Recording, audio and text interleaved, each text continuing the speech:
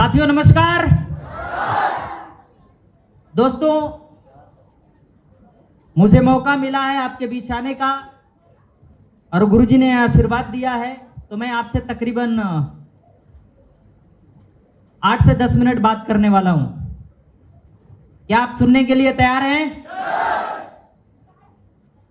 दोस्त, मैं 2 से 3 मिनट वही बात करूंगा कि मैं इस बिजनेस में आने से पहले कहां से था, किस परिवार से बिलोंग करता था, और इस बिजनेस में आने के बाद सिस्टम और अपने अपलाइनों की बात मान करके आज मैं कहां पे पहुंचा हूं और कैसे जिंदगी को जी रहा हूं। तो सुनने के लिए तैयार हैं?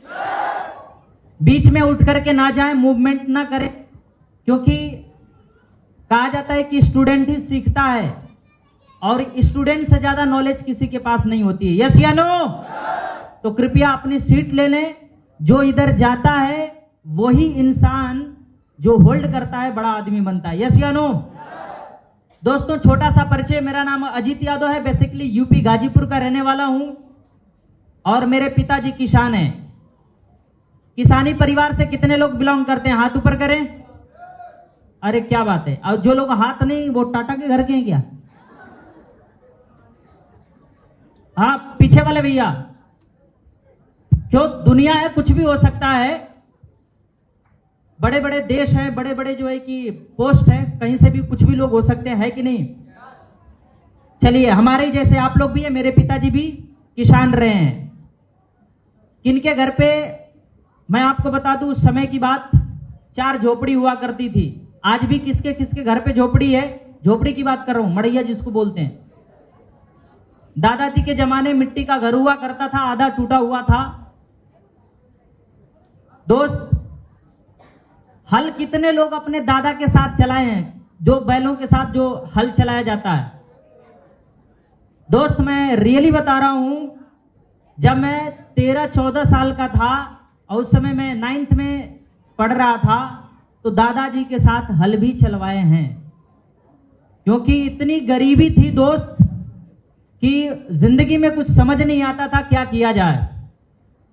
और हम 3 भाई 3 बहन के बीच में मैं एक ऐसा पढ़ने में थोड़ा सा अच्छा था, तो माँ बाप की उम्मीद भी मेरे से थी कि शायद कुछ हो जाए, कहीं लग जाए। जनरली हर माँ बाप उम्मीद करते हैं अपने बच्चों से कि पढ़ाई लिखाई करने के बाद एक सरकारी जॉब लग जाए, जहां से हमें कुछ ना कुछ राहत मिल जाएगी। यस या नो?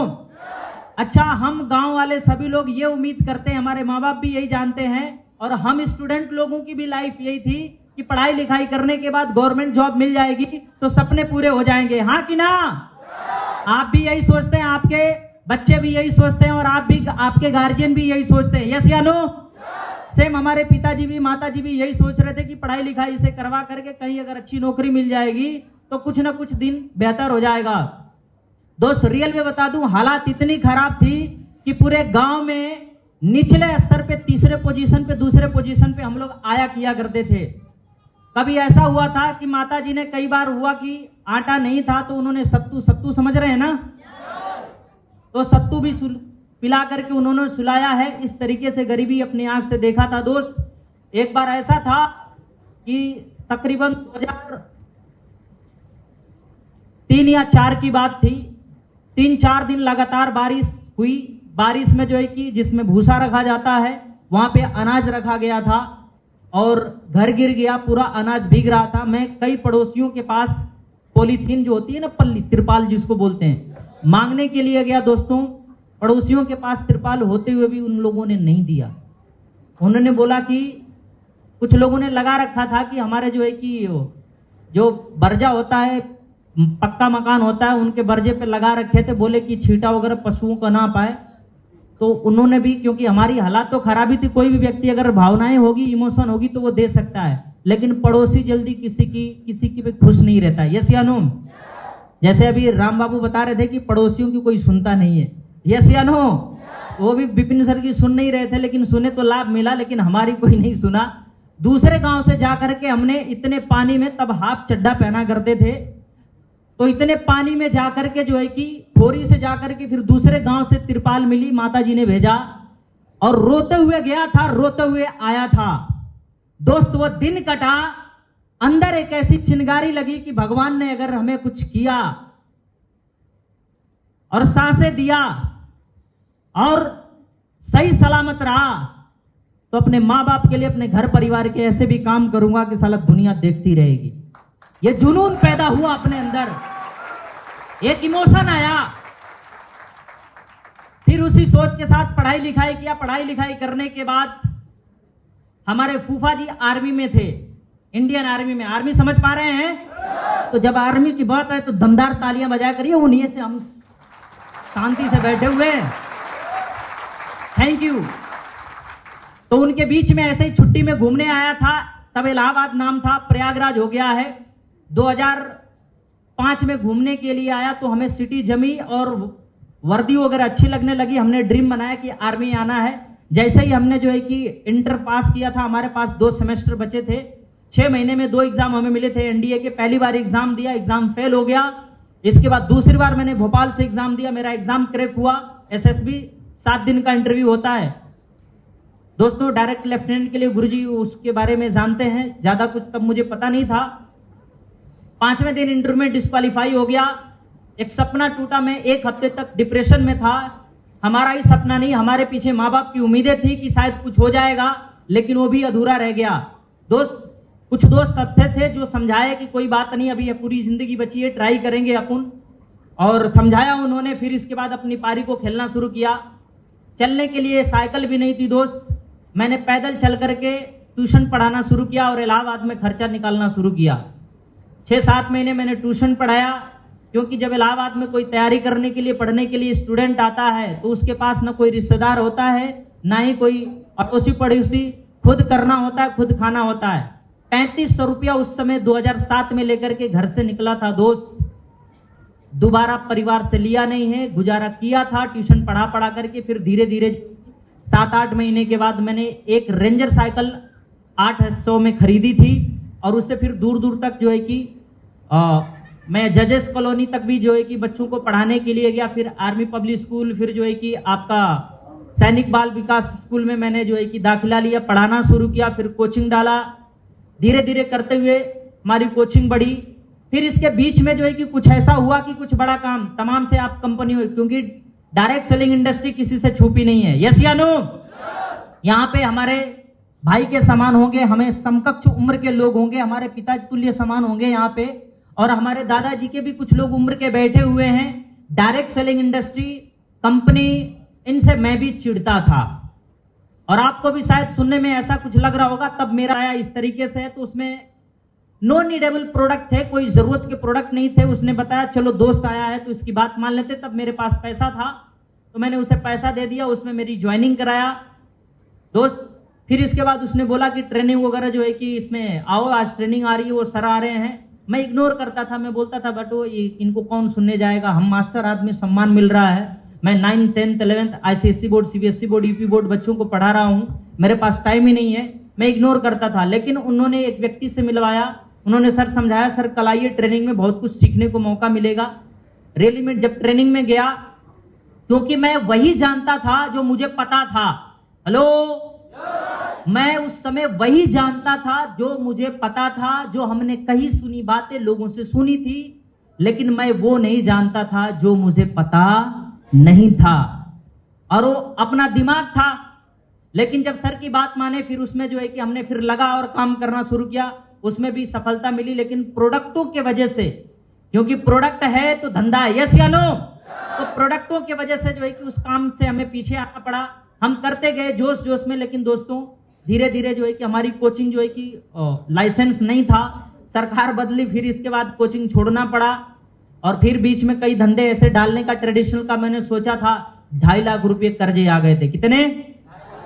तकरीबन 2.5 लाख रुपए कर्जे आ गए दोस्तों। समझ में नहीं आ रहा था कि मैं जिंदगी क्या करूं, लेकिन जब आपकी आंखें और आपका भेजा कुछ देख रहा होता है, कुछ आप सोच रहे होते हैं, तो ऊपर वाला जरूर कुछ ना कुछ देता है। यस या नो? यस या नो? मैं खोज में लगा था। आदमी सोचता है कि मैं बहुत कुछ बम फोड़ सकता हूं, हम आप बम फोड़ नहीं सकते। स्टेटस तो ऊपर वाला देता है, बस आप कर्म करते रहिए, अच्छा सोचते रहिए। यस या नो? जब बात अच्छी लगे ना तो सुस्त मत बैठिए, तालियां बजा लीजिए, गर्माहट, क्योंकि ऐसी भी चल रही है दोस्त, बजा लिया करो। दोस्तों मैं किराए के मकान में रहता था, पैसे के अभाव में 6-7 महीने का मैंने किराया नहीं दे पाया था। आलम यह था कि हम काम करके रात में जो है कि 11:30-12 बजे ऐसे 1 बजे पहुंचता था। फील्ड का काम होता था, क्योंकि गुजारा तो करना था, बिना कुछ किए 2 पैसे आएंगे नहीं, यस या नो। लेकिन खाने पीने के लिए जो है कि एडजस्ट हो पाता था। घर को 5,000 देते थे, वो भी नहीं बच पाता था। किराया भाड़ा जो है कि घर का उधारी हो गया था, जो किराए का मकान था। दोस्त, एक ऐसी रात आई मेरी जिंदगी में कि वहां पे जो है कि जो मकान मालिक का हमने किराया नहीं दिया था, उसने 10:30 बजे रात को आकर के गाली वगैरह दिया, ऐसा वैसा। एक व्यक्ति पता नहीं अपने गर्लफ्रेंड से कि किससे, अब 1:45 बजे तो वही नमूना हो सकता है, गली में बात करता हुआ, यस या नो। या फिर कोई इमरजेंसी आ गई हो, लेकिन वो यंग था, हमारी तरह था, तो कोई रहा होगा, वो बात कर रहा था। बोला भैया वो मकान मालिक आ रहे थे, गाली वाली दे रहे थे, बोला 6-7 महीने का किराया नहीं दिया, ये है वो है। मुझे तो घंटी बजी दिमाग में, तो मैं क्या करूं। और ये घटना जो है कि इससे पहले एक घटना घट चुकी थी कि मैं अपने जिंदगी में कुछ आगे करने ही वाला था। उस दिन तो चले गए, 10 दिन कुछ नहीं हुआ, लेकिन मेरी जिंदगी में एक अहम कॉल आती है। आज से तकरीबन 39 महीना 40 महीना पहले एक दुकानदार ने उनको नंबर दिया था अपना पीछा छुड़ाने के लिए। जैसे बहुत से लोग आपको कॉल करते हैं कि भैया आज मुलाकात करनी है आपसे, आधे घंटे का समय चाहिए, तो आप लोग दिमाग दौड़ा लेते हो कि अच्छा कोई कंपनी है क्या, यस या नो। तो उन्होंने जो है कि मेरे को कॉल किया, उनको जानकारी दिया था। दुकानदार ने बोला मैं ऐसा कुछ, मेरे को टाइम नहीं रहता है, मैं खुद ही दुकान चलाता रहता हूं, एक मेरा दोस्त ऐसा कुछ करता रहता है। तो इस तरीके से हमारी जो है कि कहानी थी। नंबर जो है कि किसी थर्ड व्यक्ति ने दिया और एक ऐसे व्यक्ति का कॉल आता है, दोस्त। उन्होंने बोला सर नमस्कार, मैं आपसे मिलना चाहता हूं। मैं बोला बताइए सर, मैं बहुत बिजी इंसान रहता हूं। एटीट्यूड में बात किया, सर मैं बहुत बिजी इंसान रहता हूं सर, मैं ऑलरेडी जो है कि मैं भी उसी लाइन से हूं, बात करने से समझ गया, मैं भी सर ट्रेनिंग वगैरह लेता रहता हूं। तो ऐसे ही जो है कि बात कट गई और सर भी जो है कि 2-3 महीने तक तकरीबन फोन नहीं किए।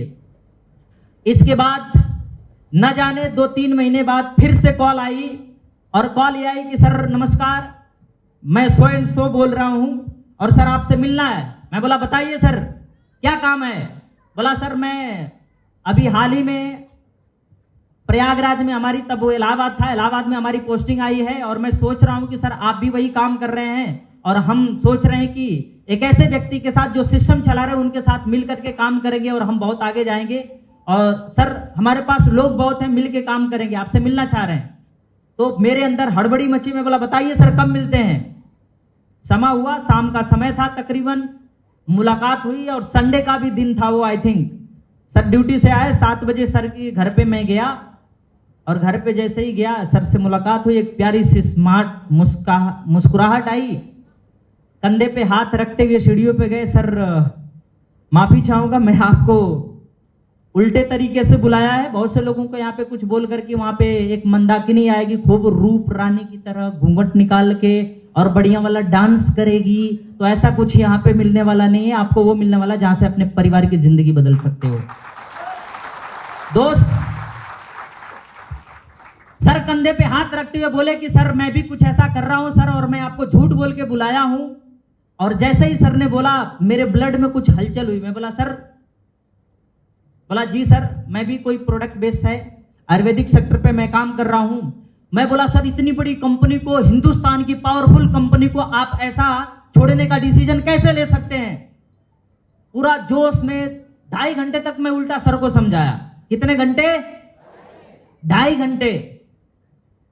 अब उधर से मैम भी जो है कि लगातार सेवा पानी में, कभी व्हाइट वाला रसगुल्ला, क्योंकि मैं फौजी क्वार्टर में, क्योंकि सर उस समय आर्मी में थे, और बढ़िया इनका कूलर था, बहुत बढ़िया हवा आ रहा था, मुझे भी आनंद आ रहा था। मैं उधर से चाय नमकीन दे रही थी, क्योंकि भुक्खड़ आदमी था, क्योंकि खाना उस समय नहीं आता। 2.5 लाख रुपए का कर्ज था दोस्त। बस ये रहता था कि कोई भाई खाने को दे दे, कोई एक टाइम पूछ ले। हालात ये थी, लेकिन जोश अपने आप में था, और वो फुतूर का एटीट्यूड बहुत से सारे लोगों को होगा, आई डोंट नो, बट जो है कि मेरे भी अंदर था। मैं उस समय का बता रहा हूं। बोला था कि उसके पहले मैं क्या था, आने के बाद क्या हूं। तो पहले ही वाला बता रहा हूं। 2.5 घंटे तक सर को मोटिवेट किया, लेकिन सर ने बोला कि सर मैंने आपकी इतनी सुनी है, 5 मिनट का मेरा प्रेजेंटेशन है, सुन लो।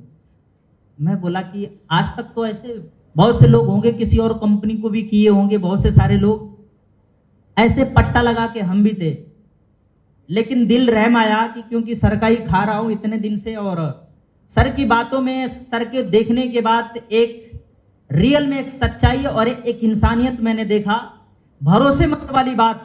क्योंकि कहा जाता है कि जितना किताबों में नहीं लिखा है वो चेहरे पे लिखा होता है, इंसान पढ़ सकता है। यस या नो दोस्त? सर को देखा, वो सच्चाई नजर आ रही थी, वो ईमानदारी नजर आ रही थी। मैंने बोला सर बताइए, और सर ने मुझे उल्टा प्रेजेंटेशन दिया, उल्टा प्लान दिया। मैं बोला बताइए सर। सर ने 5 मिनट नहीं, 2.5-3 मिनट में ही मोटा मोटा ऐसे बताया, और जो चार्ट पे बताया था, जो इनकम बताई थी, इनकम देखने के बाद अंदर से एक बार आवाज आई कि साला दम है प्रेजेंटेशन में, करनी चाहिए, यही प्लेटफॉर्म है जहां से जिंदगी बदल सकती है। एक आवाज आई अंदर से मेरी दोस्त, आवाज तो आई, जोश तो आया, चिंगारी तो जगी। लेकिन मैं बोला सर प्रोडक्ट क्या है? सर बोले आयुर्वेदिक प्रोडक्ट है। तो मैं बोला सर मैं पढ़ा लिखा आदमी नहीं हूं, डॉक्टर नहीं हूं, कोई डिग्री नहीं है, कैसे कर सकते हैं? सर ने बोला सर्टिफिकेट वगैरह दिखाया, बोला आयुर्वेद को प्रमोट करने के लिए कोई डिग्री डिप्लोमा की जरूरत नहीं है। हमारे घर की दादा दादी, जो पहले के जमाने के लोग, कहीं कट जाता था, टूट जाता था, हल्दी प्याज पता नहीं क्या क्या कौन कौन सा पत्ता लगा के बांध देते थे, हम ठीक हो जाते थे। यस या नो? सर ने समझाया। मेरी माता जी को 8 साल से गठियाबात की प्रॉब्लम थी। किसकी? गठियाबात, अर्थराइटिस की प्रॉब्लम थी। हम लोग डॉक्टरों से इलाज कराते कराते थक गए थे। लास्ट टाइम डॉक्टर बोला था कि रीनी रिप्लेसमेंट करवा दो, वो सही आ जाएगा। तकरीबन 2-2.5 लाख का डॉक्टर जो है कि खर्च बताया, वो परे की बात थी, क्योंकि 2.5-3 बीघे जमीन हम 3 भाई बेच देंगे, खाएंगे क्या? ऊपर से 3 महीने शादी को थी, करेंगे क्या? जैसे तैसे कोचिंग से तो एक सिस्टर की शादी कर ली थी। तो दोस्तों ये विडंबना थी, लेकिन सर ने बताया, भरोसा दिया कि मेरी मैडम को भी 6 महीने से काफी दिक्कत थी, लेकिन 6 महीने से बहुत आराम है। और मैम भी जो है कि दिखाया, सर ने काफी जो है कि सपोर्ट किया। मैं बोला सर काम करेगा? बोला बहुत बढ़िया काम करेगा। एक भरोसे के साथ कुछ सर ने प्रोडक्ट दिया, हमने लिया। धीरे धीरे दोस्त, पैसे नहीं थे उस समय, खाने को लाले थे, पैसे नहीं थे। कहानी ये थी, भरोसा नहीं होता था। 11:30 बजे, 7 बजे शाम को सर के साथ बैठा था, 2.5 घंटे मैं उल्टा बात किया। फिर इसके बाद जब सर ने जानकारी दिया तो मेरा इंटरेस्ट जगता जा रहा था। जैसे जैसे बात करते जा रहे थे, बिलीव नहीं हो रहा था। सर बोले कि सर इसी धंधे में जो पहली आप कंपनी में काम कर रहे हो, यहीं से लोग आकर के बहुत बड़ा बड़ा काम किए हैं। सर ने जो है कि कुछ लोगों का चेक दिखाया, मात्र 3-4 महीने की इनकम 5 लाख से ज्यादा की इनकम थी। मुझे भरोसा नहीं हुआ। मैं बोला सर मुझे बिलीव नहीं हो रहा है। सर बताए। फिर इसके बाद आईडी पासवर्ड मांग करके दिखाए। फिर सर ने बात कराई, लेकिन एक उस बीच में एक ऐसे शख्स से बात कराई सर ने, जिनको मैं पहले से जानता था और उनके बारे में काफी सुना था, उनको देख करके मोटिवेट होता था। उनके बारे में बताया कि वो भी यहीं पे आ गए हैं। दोस्तों, सर ने बातचीत करवाई, मुझे भरोसा हुआ, क्योंकि हर किसी पे भरोसा करना खतरनाक होता है। यस या नो? क्या बोला? हर किसी पे भरोसा करना खतरनाक होता है, लेकिन किसी पर भी भरोसा न करना उससे भी ज्यादा खतरनाक होता है।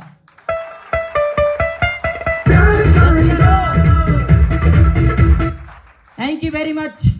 कहीं तो भरोसा देना पड़ेगा। एक अंदर से आवाज आई, ये इनका का सहारा ले अजीत, तू जिंदगी बदल सकता है। और 11:30 बजे रात को फाइनली अपना पूरा डॉक्यूमेंट, पूरा फोटो नहीं खिंचवाया, पूरा डॉक्यूमेंट दे करके मैं बोला कि सर लेट हो रहा है और फौजियों के सब क्वार्टर बंद हो जाएंगे, गेट बंद हो जाएंगे, मेरे को घूम के जाना पड़ेगा। और बंद भी हो गए थे। मैं घूम करके जो है कि गया। और दोस्त, जब जाने के बाद तब ये मेरे साथ घटना घटी। जो किराए का मकान गाली दे रहा था, और लड़का जब बात कर रहा था ग्राउंड में, गली में, उसने बोला कि भैया वो ऐसे ऐसे। तुरंत में उसी दिन की कहानी है, ये सच्ची कहानी है दोस्त। जब वो बताया तो मेरे को रहा नहीं गया, और उसी टाइम मैंने सर को फोन किया। बोला, तब उस समय सर बोलता था, बोला सर ऐसे ऐसी बात है। सर का अनुभव उन्होंने बोला कि सर आप रह रहे हो और रहना ठीक नहीं है। आप ऐसा करो कि आप शायद उसी समय आप आए थे गुरुजी। सर उसी समय आए, बोले कि कुछ सामान कलेक्ट कर लो, वहां से आते हैं और सुबह जो है कि हम पीटी में जाने से पहले जो है कि कुछ सामान और आकर के लेके चले जाएंगे। 1-2 दिन में सामान पूरी कल तक खाली कर लेंगे। रूम खाली कर दो। बड़े भाई की तरह छत्र छाया दिया। और दोस्त, मैं लास्ट में नाम बताऊंगा जिनके वजह से मैं अपनी जिंदगी का भगवान क्यों मानता हूं। और हर किसी के जिंदगी में कामयाबी के लिए एक व्यक्ति का रोल होता है। यस या नो? यस या नो? माँ बाप जन्म देने के और पालन पोषण करने के वो हकदार हो सकते हैं, वो हर माँ बाप करते हैं, लेकिन सक्सेस के लिए तो किसी और की माननी पड़ेगी। यस या नो? यस या नो? दोस्त, सर सामान लेकर के आए, उनके घर पे बोले कि कोई बात नहीं, हम भाई दोनों मिलकर के बड़ा काम करेंगे। एक बड़े भाई की तरह सहारा मिला और मैं मुट्ठी बांधा कि अब काम करेंगे मिलकर के। दोस्तों, फिर बीच में कुछ ऐसा हुआ कि हमें उसी कंपनी में नेगेटिव होकर के ऐसे वैसे लोगों ने बुलाया, लेकिन जैसे तैसे फिर आकर के काम करना शुरू किया। दूसरे दिन जब हम लोग सामान लेने के लिए गए तो उसमें पूरा का पूरा सामान जो है कि हमारा रह गया था। उस मकान मालिक ने सुबह आकर के दूसरा ताला लगा दिया था। गुरुजी, यही घटना थी, सामान वहीं की वहीं रह गई। फिर हमने मुट्ठी बांधा, बोला काम करेंगे। दोस्त, ये अब तक की कहानी है। अब जर्नी एसलीपीएस वेलनेस के प्लेटफॉर्म पे आती है। जब एसलीपीएस वेलनेस के प्लेटफॉर्म पे सर के साथ जब शुरुआत किया, एक दृढ़ निश्चय किया, सूरज पूरब से पश्चिम क्यों न उगे, कुछ भी हो जाए, लेकिन सर जैसा आप बोलेंगे वैसा ही करेंगे। दुनिया की कोई ताकत हिला नहीं सकती। अपन सिर्फ एक बुझता हुआ कोयला था, बुझता हुआ चिंगारी, सिर्फ हवा देने की बात थी, वो साथ नहीं मिल रहा था, ऐसा कुछ प्लेटफॉर्म नहीं था। लेकिन दोस्त, आज से तकरीबन 40 महीना पहले एसलीपीएस वेलनेस के रूप में प्लेटफॉर्म मिला, और वो प्लेटफॉर्म देने वाले कोई और नहीं, हमारे आइडियल, हमारे आदर्श, हमारे गुरु, हमारे माँ बाप। मैं आपको बोल दूं, माँ बाप से भी ऊपर बढ़ के दर्जा है। दोस्त, मैंने भगवान के साथ कभी डिनर, कभी पार्टी, कभी लंच वगैरह नहीं किया है। आई डोंट नो, आप आई थिंक आप किए होंगे, मेरा भी नहीं हुआ था। लेकिन आज मैं अपनी जिंदगी का तीसरी आंख मानता हूं, जहां से मुझे नहीं दिखता है वहां उन्हें दिख जाता है। दोस्तों, सर के साथ लग करके काम करना शुरू किया। बहुत बार उतार चढ़ाव हुआ। मोटिवेट होकर के मैं बोला कि सर, मोटिवेट होकर के गांव गया काम करने के लिए, और हमारे गांव के कुछ लोगों ने बीएड किया था, बीएससी किया था, कुछ लोगों ने बीटेक करके इंजीनियरिंग करके जो है कि 38 साल, 35 साल, 40 साल की उम्र थी, भैया लोगों को इकट्ठा किया। और मैं बोला सर, एक ऐसा काम है जहां से अगर आप बात मान करके 3 से 4 साल सिस्टम के अकॉर्डिंग काम करते हैं तो सर आप अमीर बन सकते हैं, सफल बन सकते हैं। तो जानना चाहते हैं उन लोगों ने क्या बोला? जानना चाहते हैं? ये बेकार के काम होते हैं। क्या उन्होंने बोला? उन्होंने सही बोला या गलत? उन्होंने सही बोला या गलत? गलत? सही बोला। पूरे मोटिवेट आदमी बैठे, कहां से आए हैं पता नहीं, लेकिन उन्होंने बोला कि ये बेकार के काम होते हैं। दोस्तों, मैंने उनसे एक सवाल किया। मैं बोला भैया आपकी एज कितनी है? उन्होंने बोला 35 साल। मैंने बोला आपकी कितनी? 36 साल। उन्होंने बोला 32 साल। मैं बोला सर आपकी डिग्री? बोला बीटेक फाइनल है। क्या? 35 साल वाला बोला बीटेक फाइनल है। बोला भैया आपकी बीएड किए है, 39-40 चल रही है। बोला आपके नजर में भैया अच्छा काम कौन होता है? बोला पढ़ाई लिखाई कर लिए हो, आप गवर्नमेंट जॉब की तैयारी करो, आर्मी में जाओ, पुलिस में जाओ, बैंक कर्मचारी जाओ, आप जो है कि तमाम से विभाग हैं, आप उसमें ज्वाइनिंग करो, गवर्नमेंट जॉब करो। मैं बोला आपकी नजर में अच्छा काम है? और हम सबके, आप सबके भी नजर में अच्छा काम है या नहीं है? देखिए, मैं किसी नौकरी या किसी बिजनेस या गवर्नमेंट जॉब, किसी जॉब का हम यहां पे डिक्लाइन नहीं कर रहे हैं, लेकिन मैंने उनका जवाब दिया। उन्होंने बोला ये सब जॉब है, इनमें आप जाओ, ये अच्छा काम होता है। मैं बोला कि जब आप एज में थे तो आपको भी पता था कि नहीं ये अच्छा काम है, तो आप क्यों नहीं गए उसमें? डिग्री भी है आपके पास सर्टिफिकेट भी है, 35 साल के हो गए, 40 साल के हो गए, लेकिन भैया आप उसमें गए क्यों नहीं? उनके पास कोई जवाब नहीं था। और बहुत से ऐसे हमारे भाई MTech, BTech, engineering, hotel management, chartered accountant, CA, pilot जैसी डिग्रियां लेकर के और बेचारे नहीं जा पा रहे हैं, क्योंकि वैकेंसी लिमिटेड है। अब तो जॉब मिलना बड़ा मुश्किल है। दोस्तों, मैं भरोसा करके सिस्टम पे काम करना शुरू किया। काम करते करते लोगों ने मना किया, बहुत बार जो है कि दिक्कतें आई, लेकिन सिस्टम और अपलाइन की बात मान करके मैं एक दृढ़ संकल्प लेके काम किया दोस्तों। जहां पे लोग मना करते थे, आज बताते हुए बहुत खुशी होती है कि दोस्त आज इसी बिजनेस से तकरीबन 1.5 से 2 लाख रुपए पर मंथ की इनकम आती है दोस्तों। 1.5 से 2 लाख पर मंथ की इनकम दोस्तों। आज तकरीबन 55 से 58 लाख का टोटल अचीवमेंट हो चुका है दोस्तों। जहां पे रहने के लिए घर नहीं था, माँ बाप को तकरीबन जो है कि मैं 16-17 लाख का मकान गिफ्ट किया हूं लॉकडाउन के पीरियड में, फर्स्ट लॉकडाउन जो था। फिर इसके बाद अपने भाई के लिए बुलेट गिफ्ट किया 2,37,500 की, जहां पे बाइक भी मेंटेन करना मुश्किल था इसी बिजनेस के माध्यम से दोस्तों। तमाम सी दिक्कतें आई, लेकिन जब एक और सपना पूरा हुआ उस दिन बड़ा दिल खुश हुआ। सर ने बोला था कार आने वाली है, अचानक से एक बड़ी खुशी की बात आई। हमारे खानदान में किसी के पास कार नहीं है। उस समय जो है कि मैंने 8 लाख की गुरुजी के आशीर्वाद से, एसलीपीएस वेलनेस प्लेटफॉर्म के माध्यम से और दमदार टीम के आशीर्वाद से, सभी टीम के माध्यम से जो है कि हमें वो कार लेने का सौभाग्य मिला। हुंडई एक्सेंट 8 लाख की मैंने कार खरीदी दोस्तों। थैंक यू दोस्तों। एप्पल का लैपटॉप, एप्पल का फोन आज यूज करने का एसलीपीएस वेलनेस के माध्यम से मौका मिलता है। देश विदेश की यात्राएं बहुत सी सारी हुई हैं दोस्तों। क्रूज जैसे जो है कि ट्रिप पे रात भर समुद्र में चलने का मौका मिला, यह सपना जो पूरा हुआ है दोस्तों। और लगातार आज 5 स्टार होटल जैसे जिंदगी को जीने का मौका मिला है। तो दोस्तों मेरे अंदर कोई ताकत नहीं थी, अगर मेरे अंदर ताकत होती तो तकरीबन 40 महीना पहले कहीं से कर लिया होता। यस या नो? लेकिन दोस्तों जो ताकत है वो सिस्टम में, अपलाइन में और एसलीपीएस वेलनेस जैसे प्लेटफॉर्म में भरोसा करके हमने बिजनेस किया। और दोस्त कहा जाता है, if you want to become a successful person on your mind, on your heart, then nobody get to stop you. Thank you very much. Wish you all the best. Thank you very much.